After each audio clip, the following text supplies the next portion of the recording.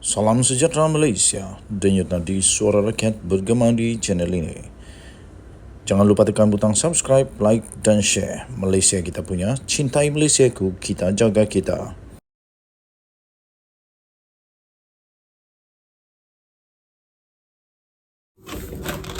Salam sejahtera Malaysia, denyut nadi suara rakyat bergema di channel ini. Wow, Azmin sahkan 8 bekas pemimpin UMNO menyertai Perikatan Nasional. Habislah kali ini Zahid Hamid di pening kepala lah. Tapi mari kita tengok siapakah pemimpin-pemimpin, bekas pemimpin ini. Adakah memang ini bekas pemimpin yang memang bagus dalam UMNO ataupun memang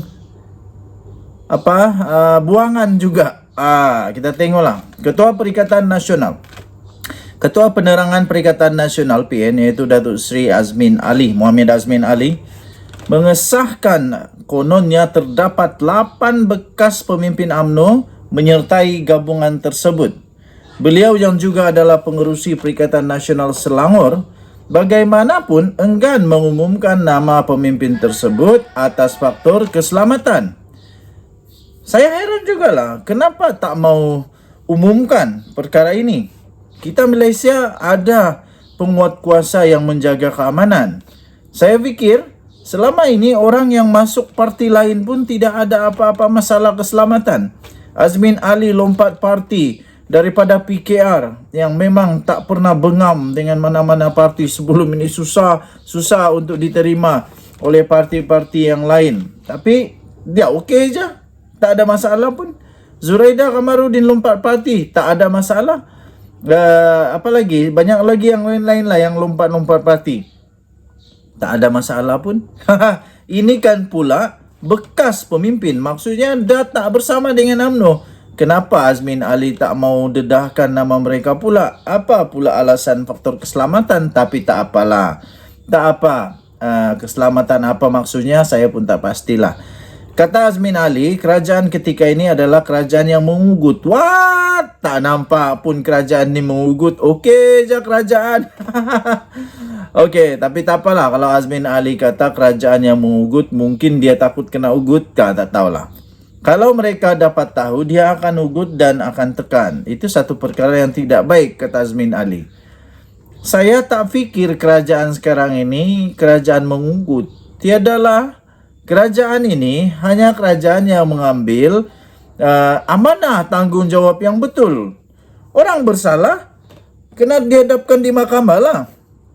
Takkan pula pemimpin-pemimpin dah sakau makan duit negara, duit rakyat, biarkan saja.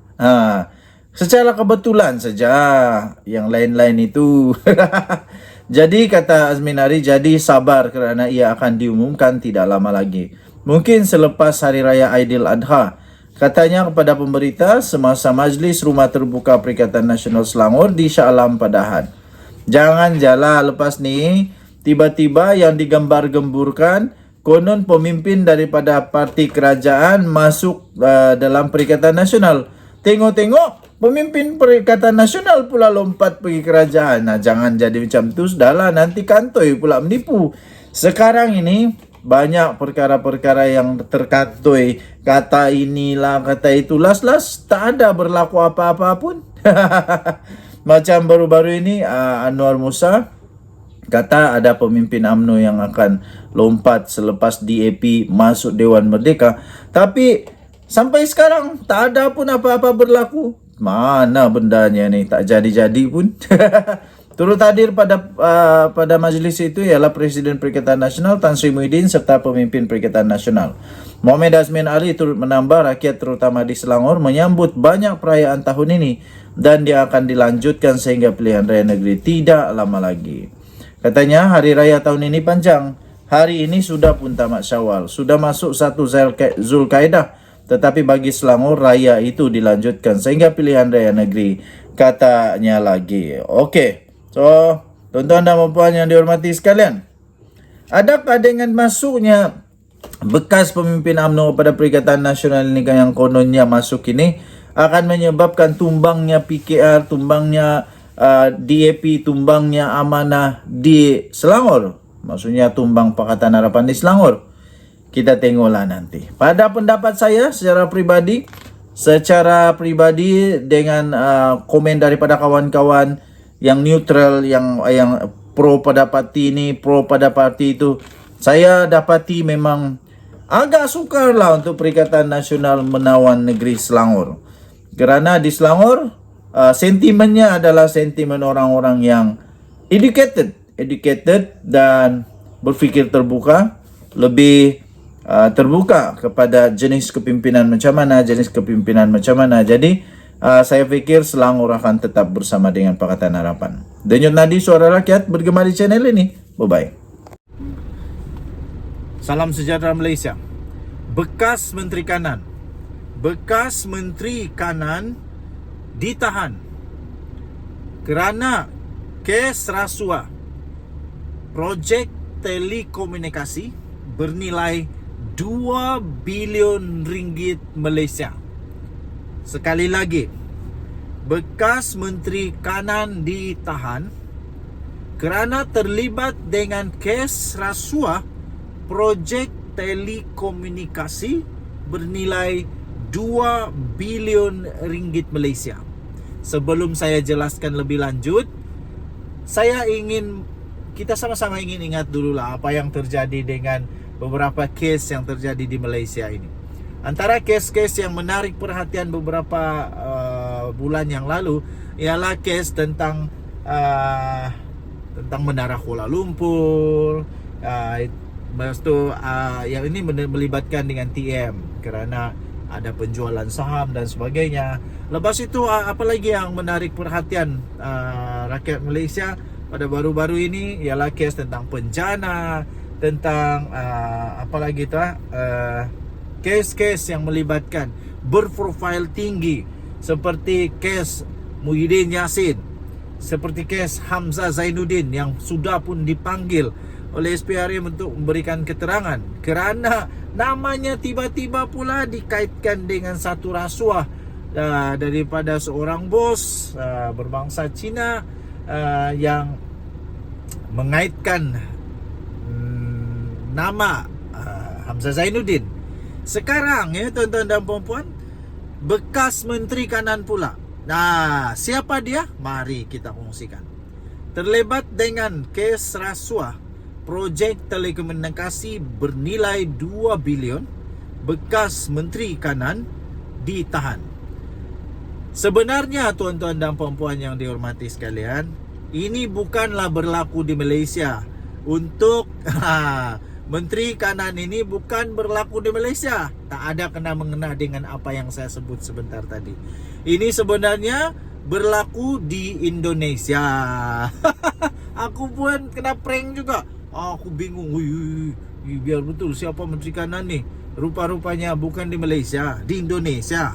Pihak berkuasa Indonesia telah menahan seorang Menteri Kanan semalam kerana terlibat dalam kes rasuah projek telekomunikasi yang mengakibatkan negara telah kerugian hampir 500 juta US dollar atau 2.26 bilion ringgit Malaysia. Tampil memakai jaket merah jambu yang biasa dipakai suspek kes rasuah. Menteri Komunikasi dan Teknologi Maklumat iaitu Johnny Gerald Plate di soal siasat berjam-jam di Pejabat Peguam Negara AGO. Dia kemudian dibawa menaiki kereta ke sebuah pusat tahanan di Jakarta.